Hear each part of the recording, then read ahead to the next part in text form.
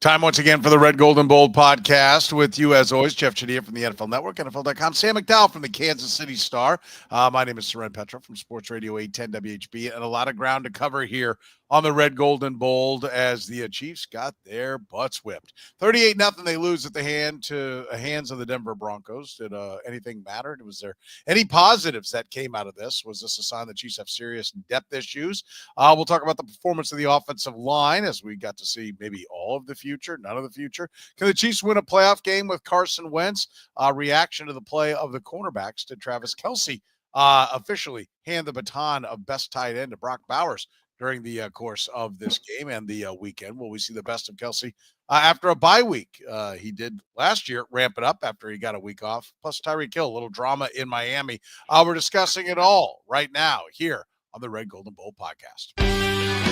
You are listening to the Red, Gold, and Bold podcast, the most in-depth analysis of the Kansas City Chiefs on planet Earth, breaking down the Chiefs like no one else can. Red, Gold, and Bold is hosted by Jeff Chadiha, Sam McDowell, and Soren Petro. Jeff Chadiha is a senior columnist and on-air personality for the NFL Network and NFL.com. Sam McDowell is the sports columnist for the Kansas City Star. Soren Petro is the afternoon drive host of the program on Sports Radio 810 WHB in Kansas City.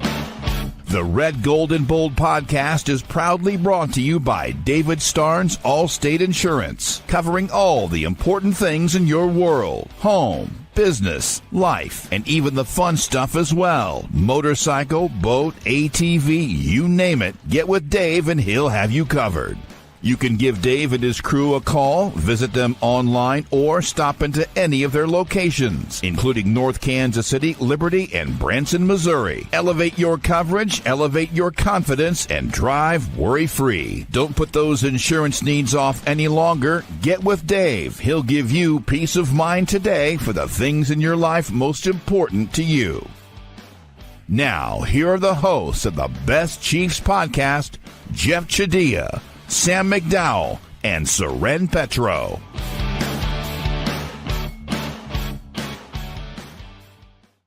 On a Tuesday, remember you can catch us via the stream if you are so inclined. We do put the podcast out there, but you can be a part of the conversation Tuesday nights at 9:30, Friday mornings at 10 o'clock if you want to be in on the conversation. I already got a lot of people chatting it up. And let's dive right into the subject matter, Jeff. As tell me, 38-0. You got a positive you want to take away from this game here for the Kansas City Chiefs? Not really. I mean, it was the game I thought was coming. I thought it'd be a blowout.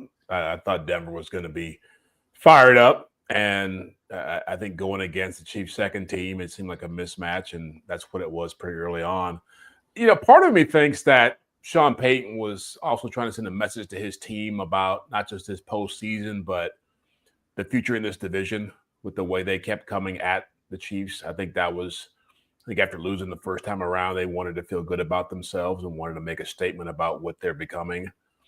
And look, I don't put too much into first-team players beating up on second-team players, but yeah, if you're the Chiefs, there's not burn the film, not much to gain from this one. Yeah, Sam, you want to find a positive silver lining out of this? They didn't, give up a touchdown on every play. I guess that's something, right? Yeah, big picture, no. I mean, I think there were some good individual performances mixed into a really bad day, but I just don't really think this matters all that much. I mean, to be honest, it was uglier than I anticipated. Like, I didn't think this was going to be a pretty game, but it was uglier than I anticipated it was going to be. But I still saying that I don't think that Patrick Mahomes or Travis Kelce or Chris Jones or Trent McDuffie or Nick Bolton or Justin Reed or Drew Tranquill or Trey Smith or Creed Humphrey or Joe Thuney, I don't think any of those guys are losing confidence while standing on the sideline watching that game. I just don't think it has any correlation. And I do think if there is some sort of result next week that people will make a correlation out of it that I just don't think should be there.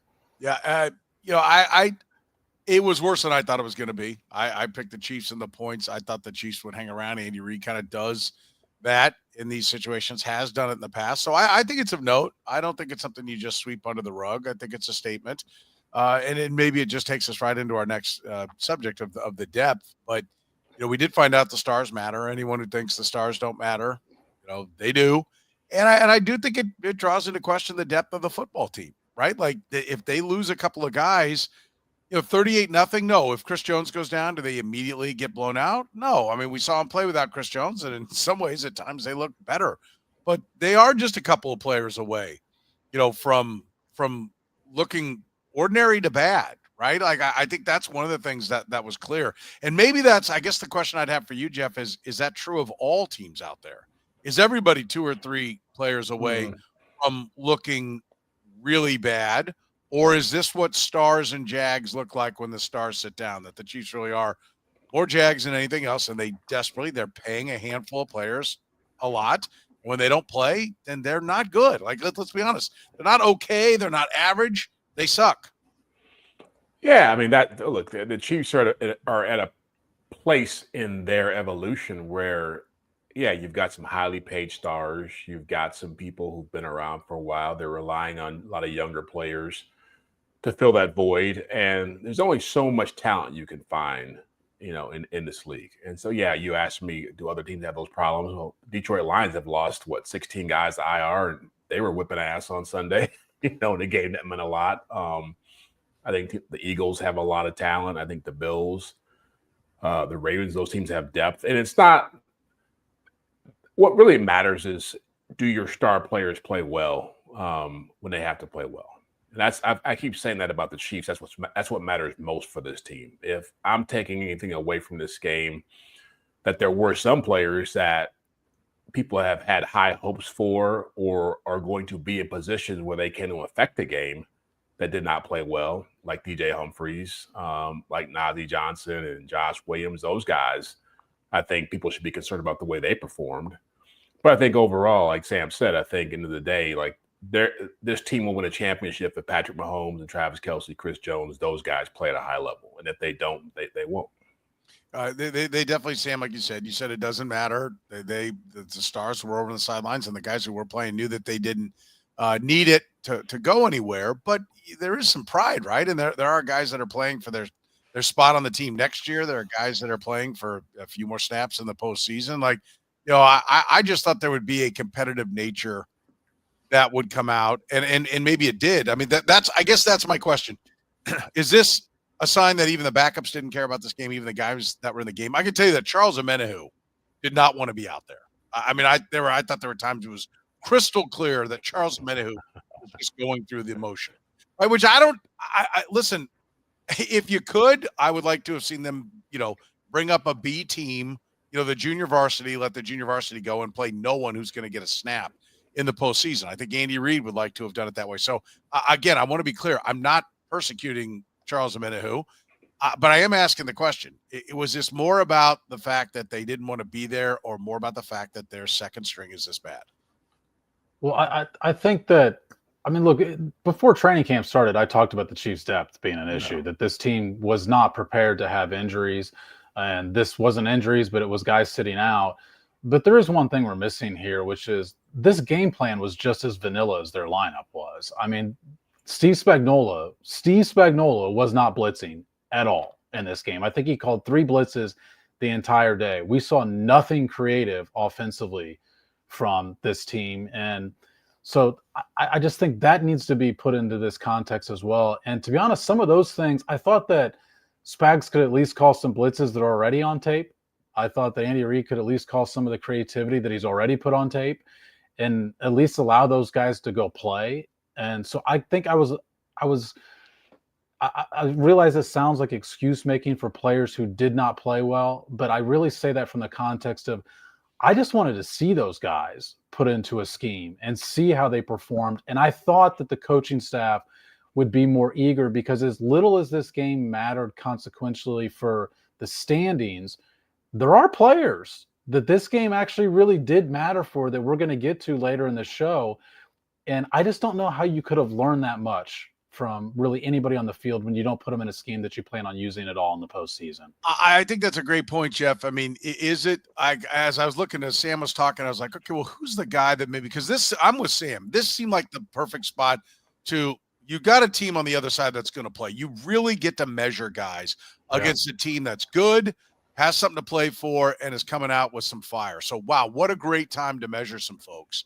And and you didn't put them in a position to really measure them, or maybe that's the best way to measure them. And I started going through my head like, okay, who have the Chiefs let get away, right? Most teams have that guy that the cut came down to an A or a B, and they kept B, and A went on to be pretty damn good for somebody else. I don't really have that guy that got away from the Chiefs, right? They do seem to be pretty good at figuring out who the keepers are when training camp cuts come down. And so maybe I'm wrong. Maybe because I had the same view Sam did, but are we putting too much into thinking that you really can measure guys or that you can't measure guys back in training camp and in those preseason games? Oh, I think when you're talking about, backups playing, and I hear what you guys are saying in terms of scheming, like I look at it like coaches are going to call what they trust their players to execute well. And so you can't really go out and blitz a lot if you don't think your guys can cover very well. And so I think Steve Spagnuolo probably would have done more stuff had he had a different mix of players out there. But he probably felt like if I go out here and start blitzing with these guys who are covering, I might have some bigger issues going on. In the same, I don't know if they could have had any bigger issues defensively than what they have. Well, yeah, that's fair. But I think that's probably was his mindset of like, I don't want to put these guys in even a worse position of having to hold up if we can't get home. And on offense, I think, look, I think as well as the Chiefs have played offensively when the starters were out there, their offensive line problems certainly were still significant enough to affect how they were calling plays and who they were moving around. Like, I never thought Carson Wentz was going to go out there with a second-team offensive line and second-team receivers and have a good day. Like, that was just out of the question. And so I think we can talk about could they have been more competitive, but end of the day, these are just the problems that are just exacerbated by just lesser talent being on the field. I don't think that it's a matter of could they have done more. I think it's what they did. They did the most with what they had. I did expect more, and we'll get to Carson Wentz in a minute, but I did expect more, and I do think it's of note. I guess the question but why? about but why? Why would you expect more?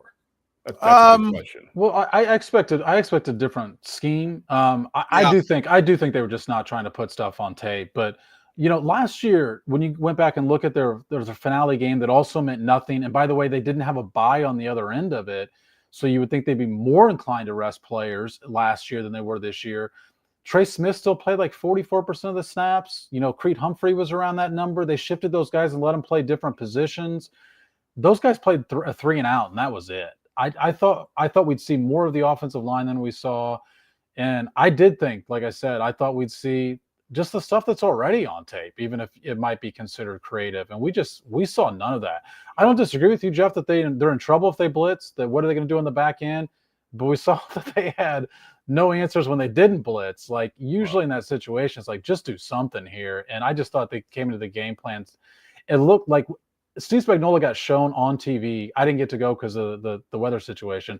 He got shown more on TV than I've ever seen him shown on TV. And like every time they showed him, it just looks like, this is what I expected. Wasn't going to call anything today. Yeah. This is what I expected to happen. We're just going to have to sit and grin it and bear it here. Well, let's all come back to Carson Wentz in a minute, but let's talk about that because I do think the scheming, that is something that jumped at me as well, is that they really didn't seem like they were scheming anything, either. Right. So if that's the case, is that a sign that they're running out of the good plays? Right? Do we, should there have been? Should you have more left to where you could have done a couple of things to give these guys a chance to look better?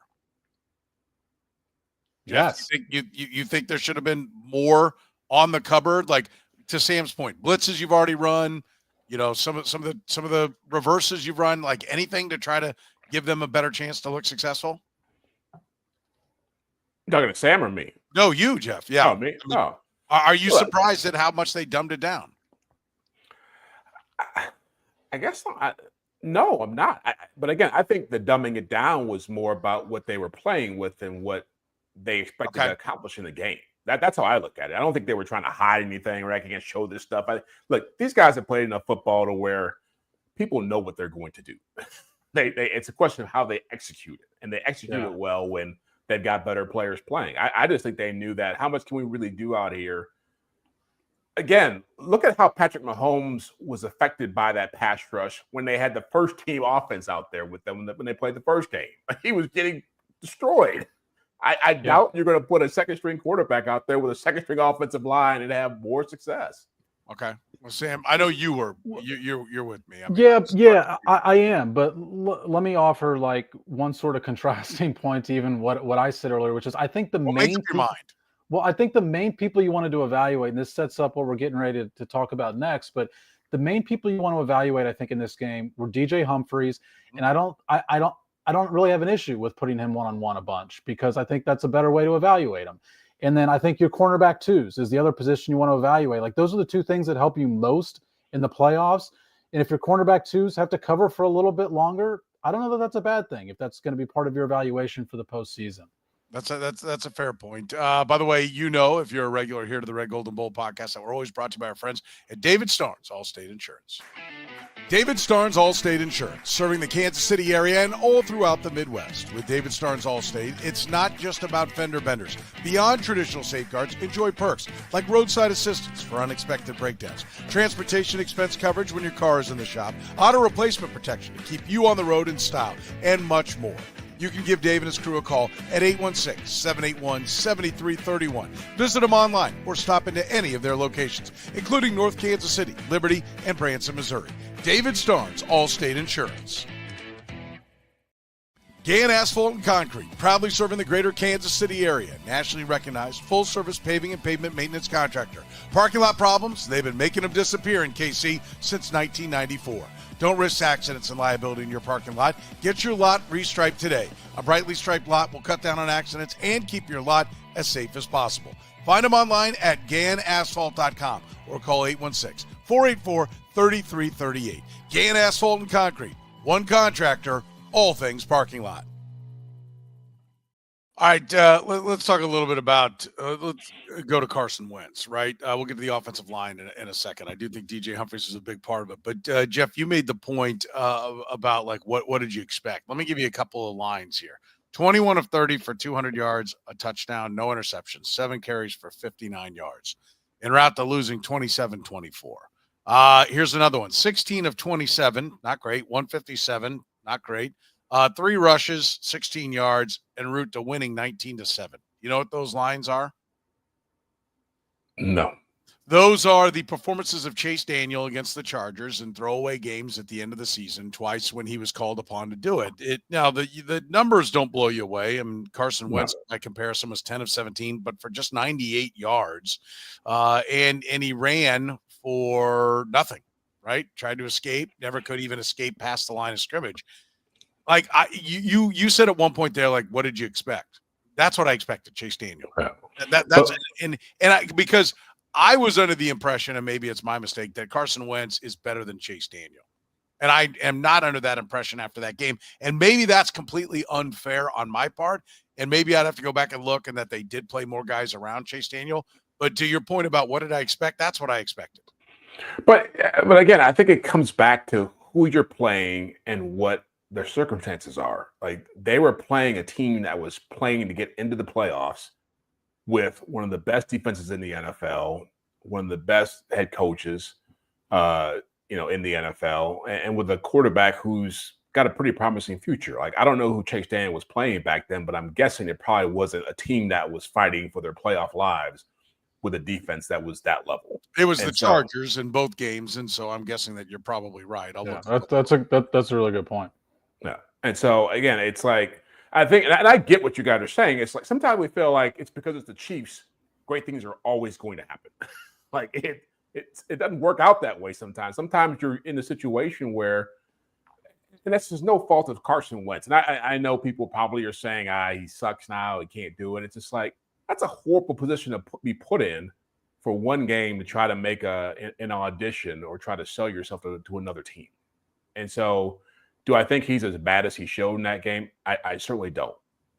Do I think they could have done more to help him aside from putting better players on the field? I don't think that. I think that, he's trying to throw passes against Patrick Surtain and Riley Moss, who are covering Nico Remigio and Juju Smith-Schuster.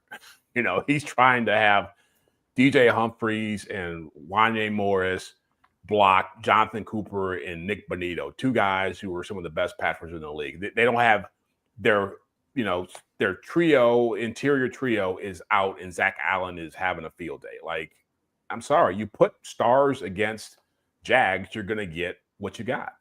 To answer your question, it was the Chargers in 13 who would win 27-24, and that would get them to 9-7, put them in the playoffs. They would win a playoff game at Cincinnati, and then they would lose to the Denver Broncos. The fact that they were 9-7 makes me think that they probably did need that game. Well, I'd have to do a little bit dig deeper.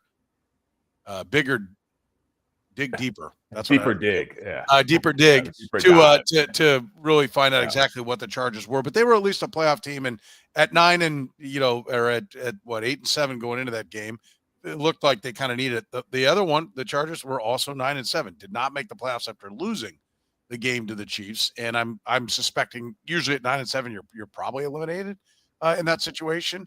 And so I think that's probably where they were, but I do think it's a fair point. The Broncos, and maybe, Sam, that's what this is more about. Denver's really kind of badass, so that they're on the brink of being a really good team and a really big threat.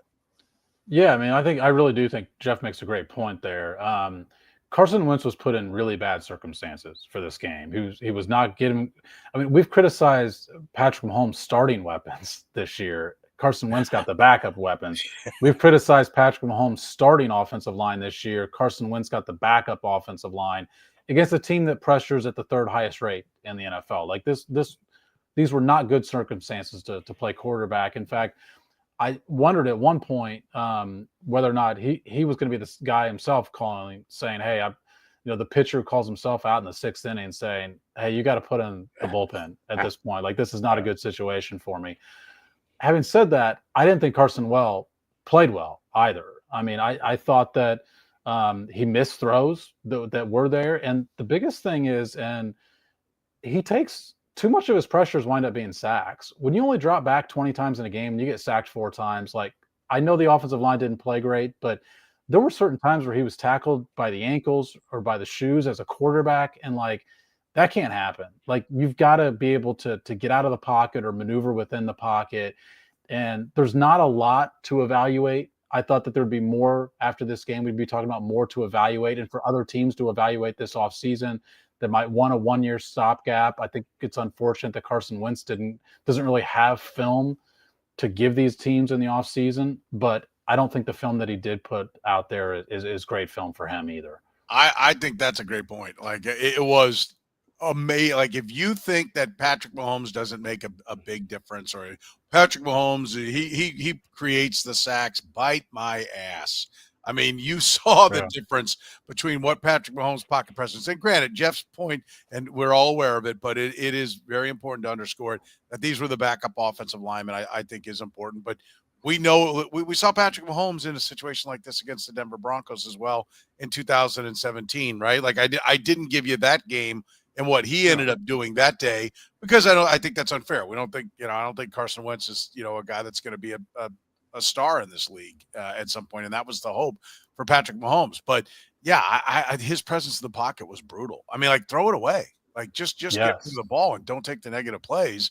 Sam and I were talking about how many sacks Caleb Williams took today on the radio show. And that was one of the things you saw with Carson Wentz. I mean, it's just a killer when you keep taking these negative plays, and he couldn't avoid, he just didn't seem to have the presence there. I get it. There weren't great options to throw the football to, but at least don't take the sack. And when to try to get out of Dodge. But do you think if Patrick Mahomes went down and they had to play a playoff game with Carson Wentz, that Andy Reid wouldn't craft something that would play to his strengths and he would look far better than he did in that game? Because we've seen him do it with lesser quarterbacks. But that's the point about the scheme. I mean, that is acknowledging that they weren't using their full scheme in this game. I mean, look, the difference and the point that Soren and I are trying to make is, so Patrick Mahomes was pressured 19 times when he played against the Broncos, and he was sacked 4 times, which is still higher than his usual rate, because that's above 20%. Carson Wentz was pressured 11 times, and he was sacked 4 times. So, I mean, he's only pressured about 55% of the rate, still sacked as frequently as Patrick Mahomes was in that game. And that speaks to both players, right? I mean, that speaks to Patrick Mahomes' ability to escape pressure.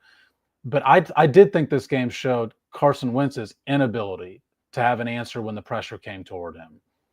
Yeah, I think that's fair. I think it's a fair. How about the offensive line? Let's talk about that part of the equation. DJ Humphries was a guy that, as Jeff Sam just mentioned, like we were looking to see something there. Like go out and prove yourself and show that you're ready to be the starter at left tackle. It wasn't a complete disaster, but it didn't inspire me to think this is the plan. Yeah, it was close enough to a disaster to where you would say they'd be crazy to start him in a playoff game. And I was doing some radio this morning with St. John, the morning guys on 810. And I couldn't believe that he was saying there was a debate about this, that he had other people on who follow the Chiefs who were arguing in favor of DJ Humphries. And I was like, what is the argument? Like he's played 2 games and he's done nothing to inspire confidence. He got hurt in one, and the second one, he just couldn't handle it. And so why you would go away from Joe Thuney at this stage when you're moving into the most important part of the season and hope that he could figure it out, presumably let's assume, the Chargers beat the Texans. You're going to put him out there against those pass rushers. That'd be suicidal to your quarterback in the hopes of trying to get your run game going again or trying to make your offensive line more complete. I've always thought DJ Humphries was a pipe dream not because he's not a good player, but because he's been hurt and he hadn't played a whole lot. And now you're seeing what that looks like in real time. Sam, what did you see out of Humphries? I think if you came away thinking you're ready to go with DJ Humphries at left tackle, you were seeing what you wanted to see, right? Like you're taking the plays that looked okay and saying that's the real DJ Humphries, and you're ignoring the ones where he got smoked because there were a couple that he got beat bad. Yeah, I mean, I think the way I phrased it the next day was it would be a risk to start him in the playoffs without the evidence of the reward yet. I mean, every argument I hear for DJ Humphries is about the circumstances he was put in. Well, they didn't chip. They didn't help him, and I don't think they chipped or helped him, but like, that's not a great argument for why you want to start the player. You're making an excuse for why he performed poorly in the game. And look, I haven't looked this up on Next Gen or Pro Football Focus or Elias, but I'm just going to go ahead and say it definitively. The Chiefs have set an NFL record for the most amount of left tackles who have completely whiffed on an edge rusher in a game, because they're up to 3. And I don't need to look it up to know that there can't be another team out there that has started 3 left tackles that have completely whiffed on an edge rusher. And some of these matchups that Jeff just mentioned that you could potentially face in the playoffs, they're speed guys. Like, they're guys who get off the edge really quickly. And it looks like DJ Humphries is, to be honest, a little bit of like the Donovan Smith mold from last year, except for he's still hurt, in the sense that if you come at him, I think he's got an answer for you. But the speed gives him problems. And look, Nick Bonito's speed gives a lot of good left tackles some issues. Like, this was a really tough matchup from him. But he's just has played less than 100 snaps, and half of those are with the quarterback that you would have him playing with. And it may not, like, DJ Humphries may have the same assignment regardless of which quarterback is back there. But I think it's important that Patrick Mahomes has a comfortability with which left tackle. Like, he's got to know, what can I expect from this guy that's playing left tackle? And I think he at least has that expectation from Joe Thuney right now. I know Nick Bonito's been in the league longer than Felix Onyedik-Uzomah by 1 year. He's in his 3rd year, and I'm right about this. Onyedik-Uzomah, this is his 2nd year. Second year, yeah. Yeah, okay. So he's been in the league a year longer, but, and he was taken in the 2nd round, bottom of the 2nd round. So, like, a full round later. But he has moves. He has, like, the hand slap down, in addition to the quickness. That's one of the things, not to pick up Felix Onyedik-Uzomah, but I see a lot of, like, okay, I come off my stance late, and then I run into you, and then we see what happens. Like, that seems to be the game plan a lot on FAU's passers. There is a game plan for Bonito. Like, the mental part of the game, the hand fighting part of the game, he really seems to get. I agree with you. I think it is a tough matchup. But you mentioned PFF, so since you mentioned it, here are the pass blocking grades for the Chiefs offensive line. We're talking about the line that will expand it beyond just DJ Humphries, but I'll go from top to bottom. Hunter Norzad, 81. Okay, very good. Let's see. I'll skip all the one snap guys. Here we go. Wanya Morris, 60. Kingsley Suamataia, 31. DJ Humphries, 10. 10. And you're just going through his pass block, not overall pass game. block. Those are the 25 snaps of pass blocking. He gets a 10. And CJ Hansen, 1.6. My God, he's almost Plutarski. 0 point. That drunk and stupid is no way to go through a game, son. Look, and you have to know the movie Animal House to catch that reference, but that's pretty bad. I mean, that's PFF's opinion. Tim Grunhard gave him a better grade. I was kind of surprised. Timmy was on today with me, and he said Humphries? Yeah. He didn't say he was great because I gave him about, and I don't, everyone's kind of got their own scale, but when you say 80 something, I know you're not grading on a 195 point scale. You're grading on a 100 point scale, and he said 80, like 80ish. Like, and I know that's how a lot of people do it, is on a 100 point scale. I think that's what PFF's is based upon and everything, but nobody gets 100, but I didn't see that. And I'll say this. I think there might, I would like to see him get another off season to get healthy and to go through an OTA camp. Like if they signed him on a 1 year prove it deal to bring him back next year, I'm not hating that. I mean, I do think there are moments where you're like, okay, I kind of see it there, but yeah, like you got to go now, right? You're going to play somebody who's pissed off in a single elimination tournament when you take the field. I mean, I think we're all in agreement. Joe Thuney's going to be playing left tackle, correct? Yeah. Okay. Right. Sam, you don't disagree with that, right? No, I don't. I will say, just as a caveat, they do have 14 days. And I think if it was 7 days, I'd be, I think, certain of it. Now I just feel pretty confident that's going to be the case. Yeah. They could do something. I would be surprised. They could start DJ Humphries, and maybe that's their feeling is this and some more repetitions and he knocks the rust off. I don't know how you could get there that fast. The point what you just said is there's rust to still knock off. Yes. Like that is the takeaway from or he doesn't have it. Worse is he doesn't have it. I'm willing to give him credit. That's why I say for next year, I'm willing to give credit that it's there, but they have not been able, because he got hurt, they have not been able to bring it to the surface yet. Well, how are you going to get that at this time of the year? Like, how are you going to get that rust off without playing games?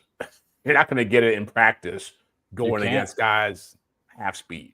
No, you can't. And I will say they do speed up practice. Right, they come back from the bye before the weekend, and they will have faster practices than they normally have. But we just saw him in a game. We just saw him against absolute 100% full speed. And to me, that just has to take precedence over everything else you see in practice. Kingsley Suamataia, anything jump at you, Jeff?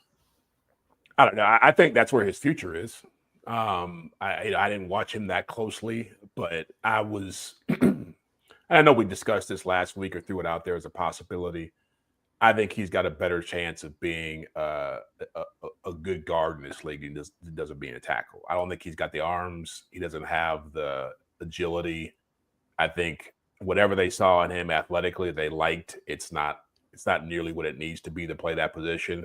Maybe right tackle, but certainly at guard. I mean, I look at a guy like what Mekhi Becton has become in Philadelphia, who was ran out of the Jets franchise, the guy who had promise and then got super overweight and became a bust. And he is a star now. Like he's a prominent player on one of the top 3 offensive lines in football and super confident. And there's no reason why Kingsley Suamataia can't be that. When you think about Joe Thuney aging out, and at some point he's going to be gone the next year or two because of his contract. So I think that's at least for him, which I want the guy to do well. So I think if he's going to do well, that's where it's going to have to happen at. What'd you see, Sam? Yeah, I actually think so. I mentioned on Friday's podcast that one of the things I was most eager to see was whether or not they would even do this with Kingsley Suamataia, because I've been hearing internally that they viewed him potentially as a guard in the future. And to me, it should be one of our biggest takeaways from the game, because this turns something from very likely to a guarantee, which is the Chiefs are in the left tackle market in the offseason. They're not going to go in with this hope that Kingsley Suamataia could develop over the offseason and potentially become a left tackle. Like the Chiefs announced in week 18, we need a left tackle going to the off season. Like we're going to be searching for a left tackle going to the off year because we don't believe this guy is the left tackle. We think he's a guard. So I think it should be one of the biggest takeaways, because the effects of that is if you're in the market for a premium position like left tackle, that's not great news if you're Nick Bolton, if you're Justin Reed, if you're Trey Smith and wanting to get paid, because these positions, that left tackle position, in order to solve that problem, it costs you capital, whether that's draft capital. The Chiefs increased their draft capital this weekend. They've got the Tennessee Titans pick in the 3rd round. And then, or dollars. It costs you actual dollars. And either of those situations, I don't think you should feel great if you're a guy who's already on the Chiefs who wants to get paid, because the Chiefs are telling the whole league they need a left tackle. Yeah, I think that's where it is too. It gave them a clear path on where they go next at that. I mentioned that Hunter Norzad's numbers looked pretty good. Is that the one guy that we came away going, okay, this is, is he or Frank Caliendo, one of those two? Do you feel comfortable? Mike Caliendo. Mike Caliendo, thank you. Comfortable taking the place of Trey Smith if he moves on, Jeff? Possibly. I mean, those are big shoes to fill. I mean, Trey Smith has been a really good player, but yeah, I mean, it's like, again, I didn't watch Norzad that closely, but I'm assuming he's here for that reason. So, if his numbers were what you said, you said 81. Is that what he graded out at? Yeah. In that game. So that's promising. Yeah, that's definitely promising. That's the takeaway I had, Sam, is that Hunter Norzad, who went in the 5th compared to C.J. Hansen, who went in the 7th. I was kind of surprised C.J. Hansen made the team. I'll be honest with you. I wasn't sure he was going to make the squad. I think they probably wanted to get him to the practice squad. But they obviously had some fears along the offensive line and didn't want to risk losing him. They wanted everybody, because they went with more than they usually go with on the offensive line. But Hunter Norzad, to me, is a guy that looks like they did find something there in the 5th round. And, he'll compete to be the replacement next year. Yeah, I actually think, look, I mean, the Chiefs, when you judge just the first half of the season, had a really poor draft in 2024. The second half of the season in week 18, I think, provided some more optimism. I thought Jaden Hicks was the best player the Chiefs had in the game in week 18. And he's been really good over the second half of the season, to where I think you could feel much more confident that he can play a big role for you next year.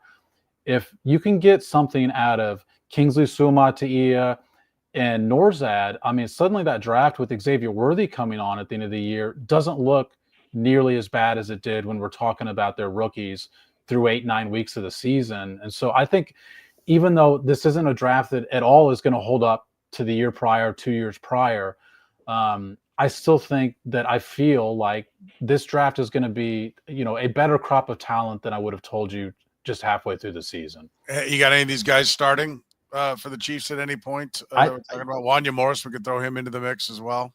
Yeah, I mean, I think Kingsley Suamataia does start for him at some point. I think it will be at guard. And I don't know whether that's, if Trey Smith walks in free agency next year, you could see those two guys we just talked about, Norzad and Kingsley Suamataia, battling for that job, or whether it's in 2 years when, you walk from Joe Thuney and then you've got another year of development, in which case, you're either getting a 5th round pick who's an eventual starter. I think if nothing else, Norzad showed you he could potentially fill that Nick Allegretti role, because he is a center as well. And then you can have him fill in at both guard spots and a center. And let's face it, this year proves you need that role. Caliendo is in the game now. We all just mentioned that we think he should be in the starting lineup in the playoffs. You need that role. And I think they've really missed Nick Allegretti this year. Yeah, I'll tell you what, if you need help when it comes to any kind of injury, Northland Injury Law is where you turn. Northland Injury Law, Kansas City's Google 5-star rated personal injury lawyers, serving KC for more than 40 years, voted Kansas City's #1 accident lawyers, helping people with serious injuries from car accidents, work accidents, falls, and other personal injuries. Northland Injury Law doesn't get paid unless they get money for their client. Don't wait, get compensated now. If you have a case, text HURT to 22222. That's HURT to 22222, or call 816-400-HURT. That's 816-400-4878. The choice of a lawyer is an important one and should not be based solely upon advertisements. Besame Wellness for all your cannabis needs. With fast, easy, and discreet delivery, you can enjoy the same deals you enjoy in-store but delivered to your home or office. Even same day. Restrictions may apply. Any questions? Let Besame's top-rated customer service team assist you. And this Chiefs season, don't miss a minute of the game with no delivery fees on game days. And when the home team wins, so do you. Use promo code 3PEAT and receive some extra free goodies with your next Besame order. Don't forget, you can still use promo code podcast25 to save 25% on your entire order for online delivery or at any of their 5 area Besame locations. All right, let's move on to the cornerback position, Sam. Give you the lead on this one. You talked about the number 2 corner, that was something we were looking for in addition to DJ Humphries. Could he handle it? Did anybody jump out and grab this job in your mind? Yeah, I mean, I think, Soren, you've been on this for a while, but I think it's pretty clear that Joshua Williams should be cornerback 2 going into the playoffs. And that's what I said. As meaningless as this game was, I still saw some meaning from some individual players. And Steve Spagnuolo has been rotating Nazeeh Johnson and Joshua Williams. Well, they both got a chance to be on the field and start, and Nazeeh Johnson struggled, and Joshua Williams did not. And once again, like so many other players we've talked about, they were not put under great circumstances because the pass rush was non-existent. These guys were asked to cover for a long time, and that hurt Nazeeh Johnson on a couple of the plays where I thought typically the pass rush is there, in which case this pass isn't available. But statistically, according to the stats, Joshua Williams didn't give up a pass. Nazeeh Johnson gave up almost 100 yards in the game. So I thought Joshua Williams won that battle. I still think we'll see those guys mostly rotate. And one of the things that we actually haven't talked about on this podcast that's popped out over the week 16, 17 is they're moving to Keith Taylor specifically in the red zone. And he got to play a lot on all situations against the Broncos in week 18. But the reason I think he's moving into the red zone is he's a bigger cornerback. That fade becomes less of an issue, but it tells me that speed is probably his biggest weakness. They like the way he can cover, but perhaps not, covering a deep threat type of player. And we've seen him in that role in week 16, 17. And I watched him much more specifically against Pittsburgh because he was lined up a lot. And I thought he's played really well in that role. And I don't know how many defensive coordinators would have the guts to, hey, it's inside the 20. We're putting in our specialists now at cornerback.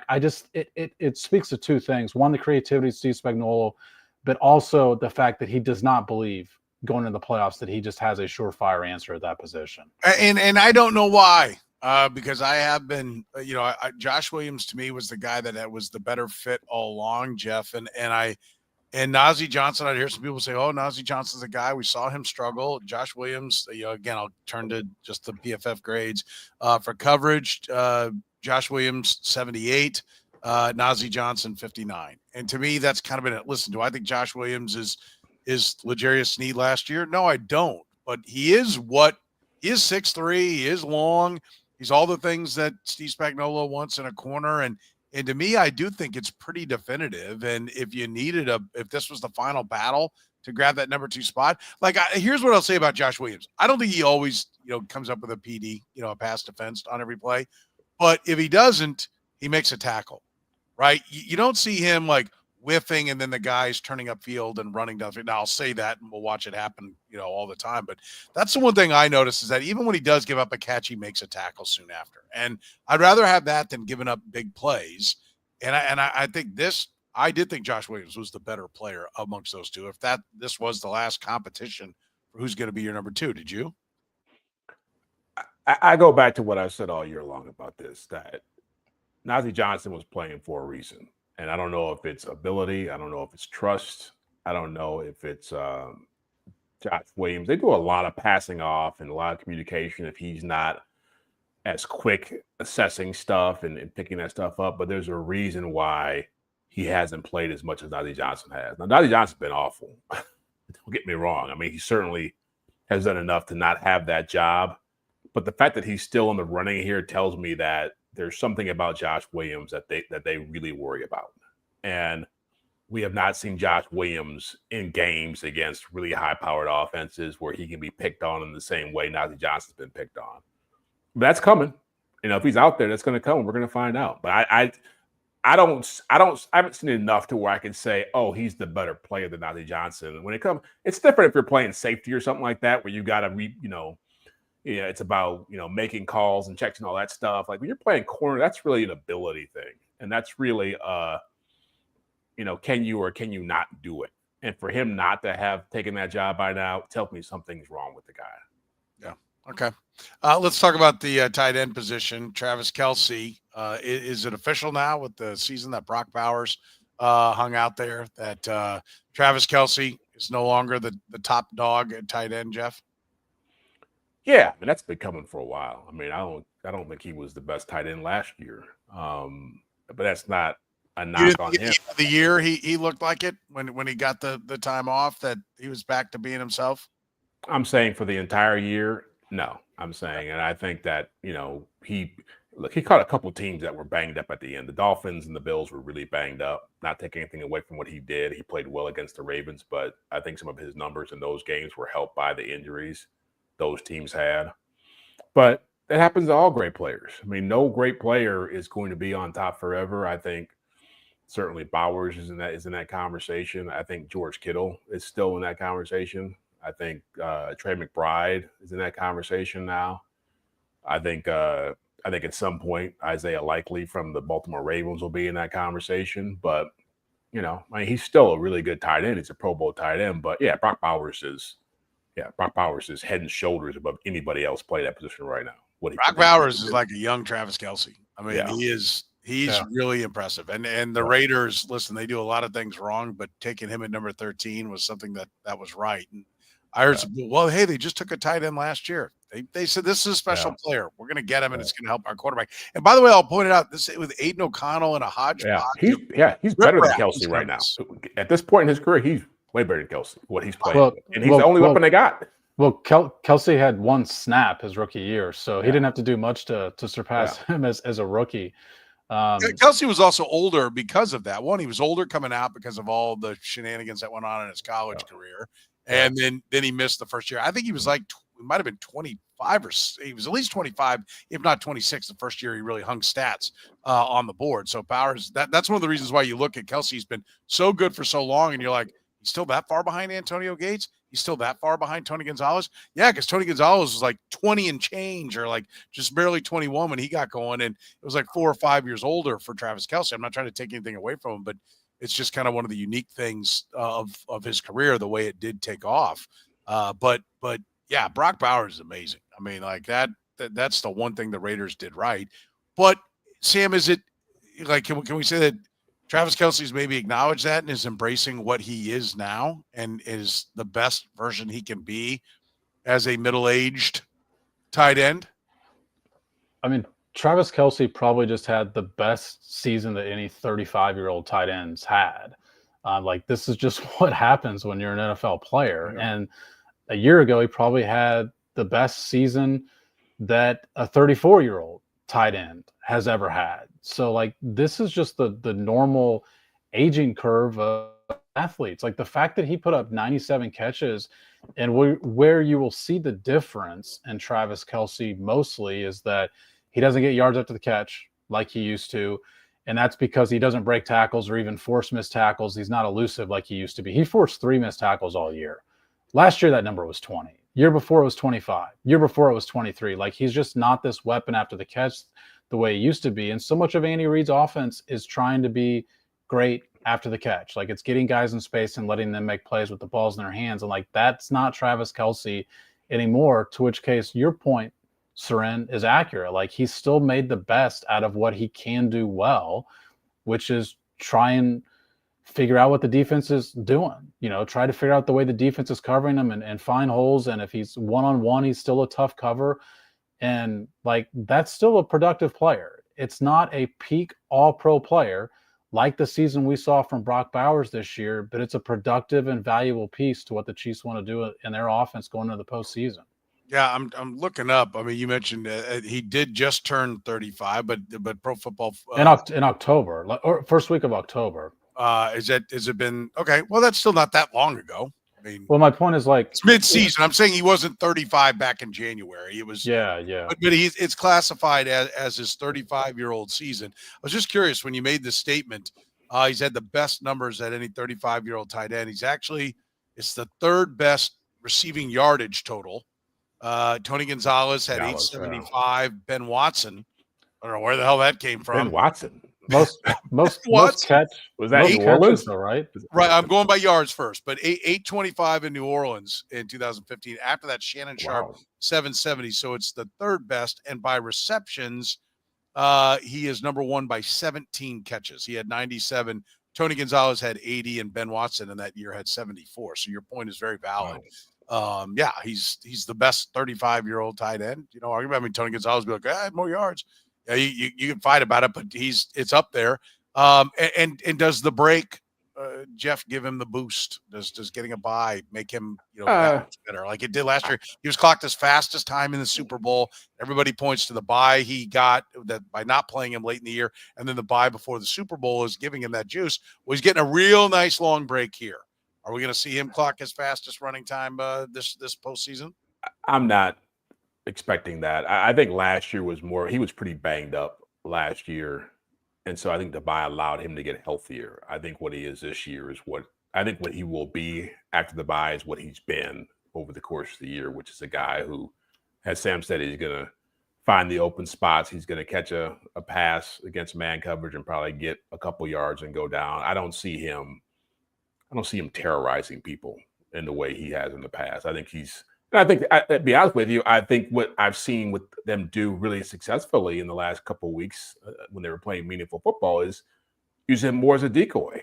If teams are going to assign a couple guys to him, like he's setting up a lot of opportunities. I think about that slant Xavier Worthy caught against the Texans, and I think about a pass over the middle to Noah Gray where he points, go to him, and so I think what's going to be more interesting if teams keep devoting two defenders to him, or will they decide let's single cover him and try to play a little more honest around, or at least devote our focus to somebody else in this offense now, like Hollywood Brown. Let's start that conversation. Yeah, that's right. Let's get that going. Do you expect an uptick? Well, if they had Hollywood Brown out there, they would have scored 25 points, right? Sure.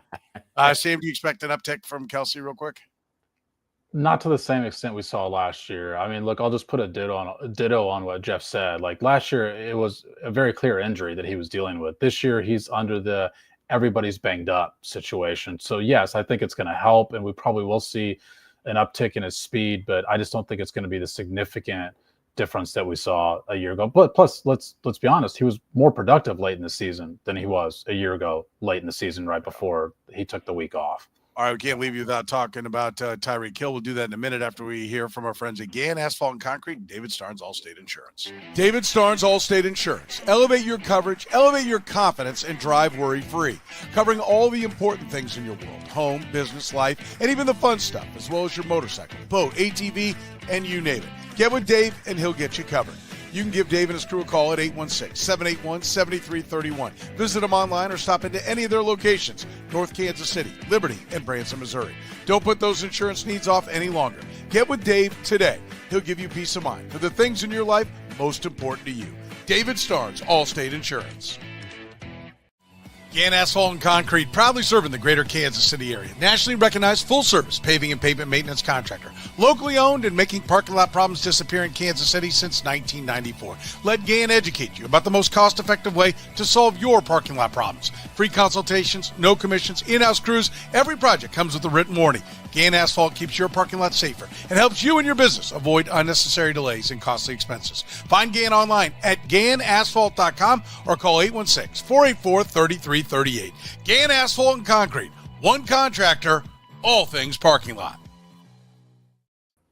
Jeff, we saw Tyreek Hill popping off at the end of the game, on Sunday, and talking about he's out, and he's too much of a competitor. Yeah.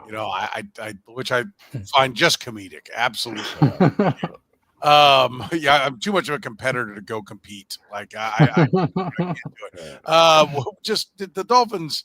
at the end of the day, is this going to be considered a successful trade for the Dolphins? Did they make the right decision? And how does it play out? Mike McDaniel was out today and saying, I had a talk with him. He understands you can't do it.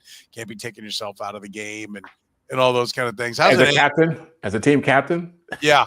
How does it? I mean, they have done everything for him. They let him, like the Chiefs used to, keep him behind closed doors as much as they possibly could. They knew that there was the threat of him saying something goofy like he did in this situation. And they've let him go out there and be out front and be it. They supported him.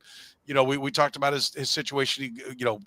Obviously everything wasn't handled right. We're not trying to say it was all his fault, but it also wasn't handled as well as it could have been on his. Like there's just always drama with Tyreek Hill. Like how's this end with the Dolphins? He'll be there next year. Look, he likes money. He ain't walking away. They just gave him a new deal. So he's not walking away from that. It was funny because I think I saw a meme, or I did see a meme of somebody showing his comments about his competitiveness mixed in with all his drops over the last few years. He had some big drops and some big moments. And it just shows that Chiefs made the right decision, a couple of years ago when they let him go. And they knew, as someone in the organization told me at the time, that if, he didn't get what he wanted, he was going to be a headache, a pain in the butt. And now you're seeing what that looks like, again, in real time. And really, if you haven't been down in Miami around the Dolphins, it's a very unique culture because Drew Rosenhaus has a lot of power down there, has a lot of clients, and he's Tyreek Hill's agent. And just putting Tyreek Hill in that position where he has that much of an open mic and having that agent around him to kind of drive stuff and dealing with other clients, it's just a bad environment for someone like that to really have success in. Do I think it was a good trade for the Dolphins? Yeah, I think Tua needed somebody like that to get him going. And so I think for them, it's worked out. But the longer this goes on, and he kind of leveraged them for more money this past year, the worse it's going to get for them. So I think the Chiefs got to be grateful that they got him out when they did. Yeah, he did allow Tua to grow. I mean, you may say in the end, if it's like Tua ends up being hurt all the time, or maybe we'd have been better thinking Tua sucked and moving on and going on down the road. But I agree. He's had 2 unbelievable seasons before this year. He played great football, but he defines, in my opinion, Sam, what Herm Edwards told me a long time ago, my guys. He said Dale Carter was his guy back when he coached under Marty Schottenheimer. He said, I was told he's your guy. Make sure he's at practice. Make sure he's there. I said, can you have a team full of those? He said, no, you can have 2. You can have 2 of those guys. And they better be really special players, right? And I think it's clear. Tyreek Hill was my guy. Somebody was keeping track of Tyreek Hill in Kansas City. There's only so many of those guys you can have, and when you got to pay him a ton of money. I think the Dolphins did everything to make him happy. And to Jeff's point, giving him a contract, $59 million, he counts under the cap next year if they cut him or trade him. Like it's just not a possibility. He'll be wearing a Dolphins uniform, right? Yeah, I mean, I love the combination of like demanding to be out, and then the next day, like photoshopping your own head on Antonio Brown, like as if that's going to be an attractive to suitors to say, hey, come get me. Look, I'm surprised it took 3 years for Tyreek Hill to get here, because typically when you seek a job change in any walk of life, you say it's about the money. Tyreek Hill said it was about the money. Then he said it wasn't about the money. Then he said it was about the money again, and his agent said it was about the money and him wanting to be the highest paid player. Typically when money is the ultimate driver, it's not actually what makes you happy in your job. And so I thought that Tyreek Hill was leaving a situation that offered him a lot of joy. And this, at some point, this situation was going to deteriorate the way it has. But I think in 2 weeks from now, he could go on some podcast somewhere or some Twitch or whatever he's doing and say, hey, I never said that, even though we've got clear video of it. I just think that's his personality, to where I have no idea whether to take him seriously when he says this or not, because the history has suggested that he will just flip-flop his own thoughts on every situation every couple of months. But that speaks to the essence of why this is such a headache, and why he's not a dependable player when the talent starts to drop. And let's be honest about it. You were right, Soren. He had 2 incredible years for them. Tyreek Hill is not the same player that he was. Like, he is on the downslope of his prime. And even if that's still a really good player, it's not the best of the best and the elite talent that we saw from him when he was in his prime. Yeah, I think you saw that when he tried to separate from the Texans corner, who ended up Stingley, who ended up picking off the ball to win the game. He does not, and listen, he's small, right? I mean, he's thick and strong and muscular and not easy to bring down, but he's not winning a lot of jump balls. He's not posting guys up. So when he loses a little bit of speed, it's going to be a different. He's a child. Like you talked about, like being surprised how, and I say that not being trying to be mean. He's just childish in how he goes about doing things. And you could see him there. He didn't even really know how to deliver. He clearly wanted to make a statement that, like, I've had enough of that. He didn't like how he's being used. He doesn't like that he doesn't have a star quarterback because he's been completely spoiled from Alex Smith to Patrick Mahomes to when Tua is healthy. It all looks pretty good. And so he was really frustrated. He didn't know how to deal with it. So he, to me, was trying to impersonate what others have done. And somehow, like Antonio Brown, who I remember him saying when he went to his first Pro Bowl, Antonio Brown was one of the guys he talked to about how to run routes and how to get better and how to be a wideout, which I've always appreciated.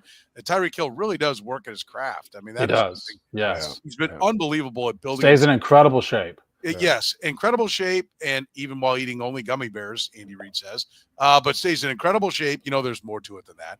And he works really hard, and he's built himself into being a wide receiver. I mean, that is a great story, but Jeff, he is just one of those guys that, like, this is like what coaching is a lot of management. You're managing a child. He's just very immature in how he does things. Yeah, well, and he's, look, we know the history of that position, and there's plenty of guys around the NFL over the last few years, not even Antonio Brown. I look at how A.J. Brown's been in Philadelphia, or George Pickens, Odell.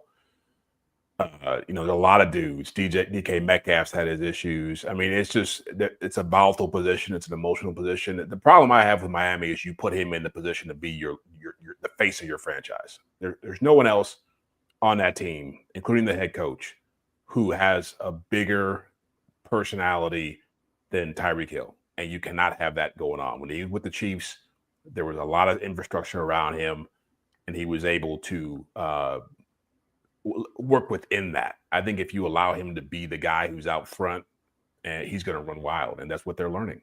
That's a great point, because it's not just off on the field. Like, this conversation in Week 18 is about something that happened on the field. Most Tyreek Hill conversations that happen down in Miami is about stuff that happens away from the field. Like, this is the off season now, and if you're a media person in Miami, you've got to be waking up every day saying, please don't let me have to write about something that Tyreek Hill did last night. Yeah, exactly. All right, we got a lot of time here still, a lot of podcasts still before the Kansas City Chiefs take the field in the playoffs. So we got a lot of topics we'll be covering here over the next week and a half or so. Remember, we're always brought to you here on the Red, Gold, and Bold podcast by our friends at David Starnes Allstate Insurance. David and his crew have you covered. Give them a call at 816-781-7331. Gann Asphalt and Concrete. Been serving Kansas City for 30 years. One contractor, all things parking lot. Find them online at GannAsphalt.com. Northland Injury Law, Kansas City's Google 5-star rated personal injury lawyers. Serving KC for more than 40 years. Call 816-400-HURT. That's 816-400-HURT. And our friends at Besame Wellness. Don't forget, you can still use promo code podcast25 to save 25% on your entire order for online delivery or at any of their 5 Besame locations. For Jeff Chadiha from the NFL Network, NFL.com, Sam McDowell from the Kansas City Star. I'm Soren Petro saying thank you very much for joining us here on the Red, Gold, and Bold podcast.